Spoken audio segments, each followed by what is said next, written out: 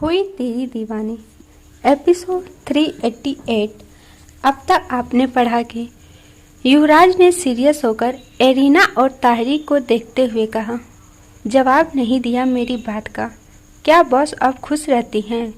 उनके अंदर कोई गुस्सा नहीं है और ना ही कोई नफरत है और ना ही कोई दर्द तकलीफ है, लेकिन क्या वो उनके अंदर खुशी है, प्यार है?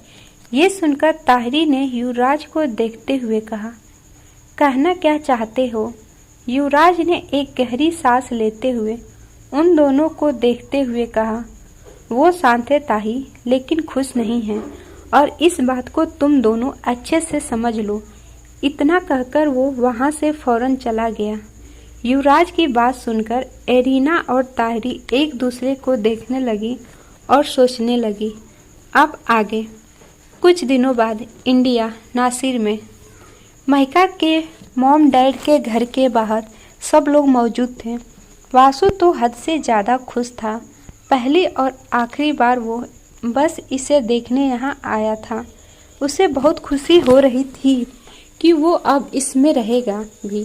ये सोचकर वो वासु की खुशी का कोई ठिकाना ही नहीं था।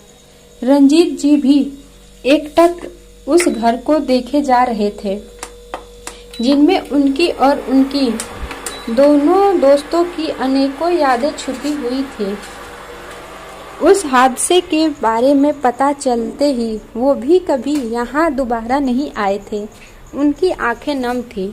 सुमन काकी उन सबसे ज़्यादा खुश थी। आखिर उनकी दोस्त का घर था, जिन्होंने उसे अपनी छोटी बहन माना था और दोनों ने वहाँ खूब मस्तियाँ की थी।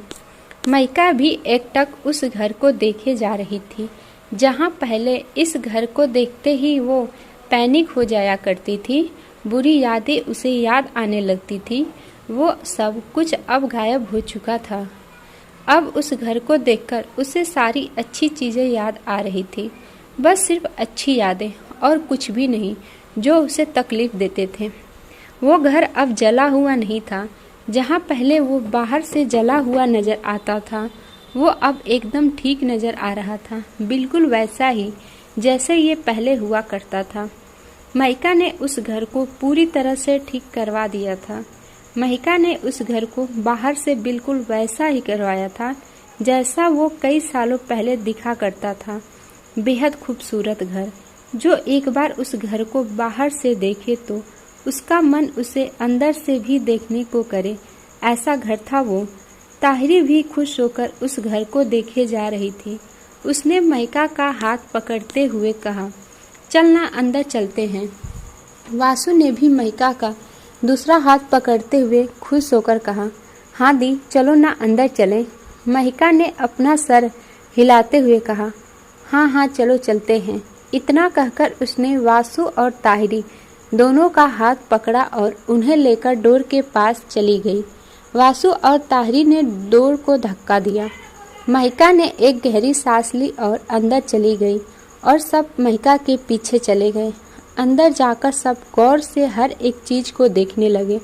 जितना वो बाहर से सुंदर था, उससे कई ज़्यादा वो अंदर से खूबसूरत था।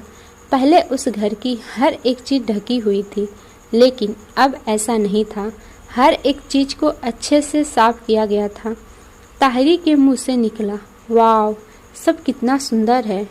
वैभव ने भी आसपास देखते हुए कहा, हाँ सही कहा, सब बहुत ज़्यादा सुंदर है।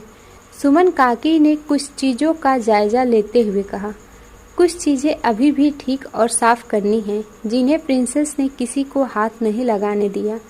ताहरी ने खुश होते हुए कहा, मैं करूँगी।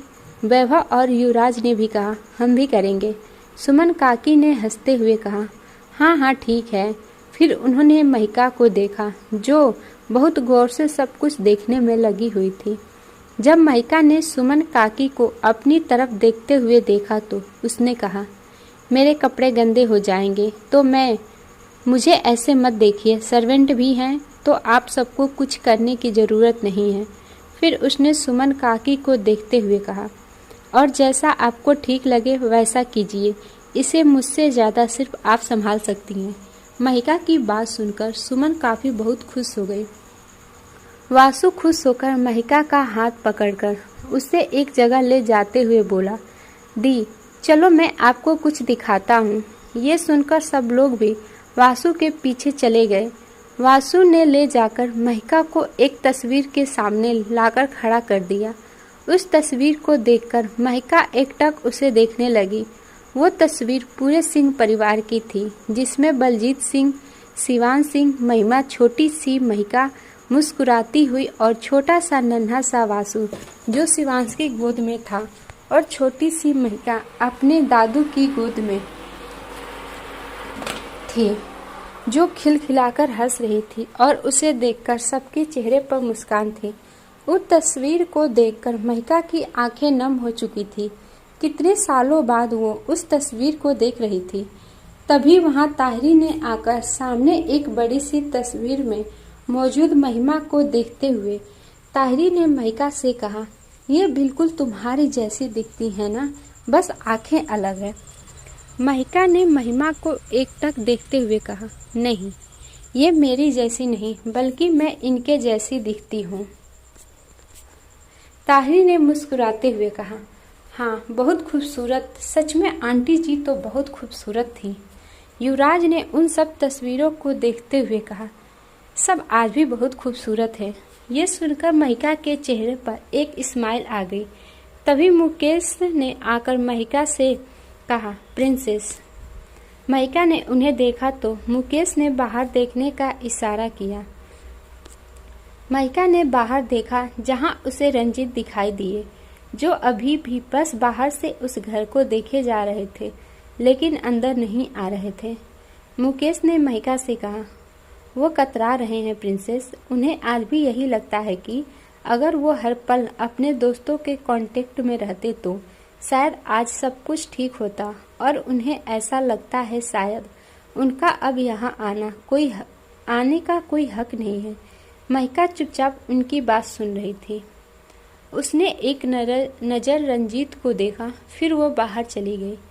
उसने रंजीत के साइड में खड़े होते हुए कहा, क्या आप अंदर नहीं जाना चाहते, क्योंकि आपकी हिम्मत नहीं हो रही है। रंजीत उसकी बात सुनकर उसकी तरफ देखने लगे। क्या आप सबको क्या लगता है कि रंजीत महिका की बात सुनकर अंदर जाएंगे या अंदर जाने से मना कर देंगे? आप सब अपनी राय कमेंट में ज़रूर दीजिएगा, और आप सबको ये पार्ट कैसा लगा इसे बताना ना भूलिएगा। चैनल को लाइक, सब्सक्राइब और ज़्यादा से ज़्यादा शेयर कर दिएगा, ताकि हमें मोटिवेशन मिलती रहे और हम आप सबके लिए ऐसी ही प्यारी प्यारी स्टोरी लाते रहें। मिलते हैं नेक्स्ट एपिसोड में, तब तक के लिए bye bye and take care. और जिन्होंने भी चैनल को सब्सक्राइब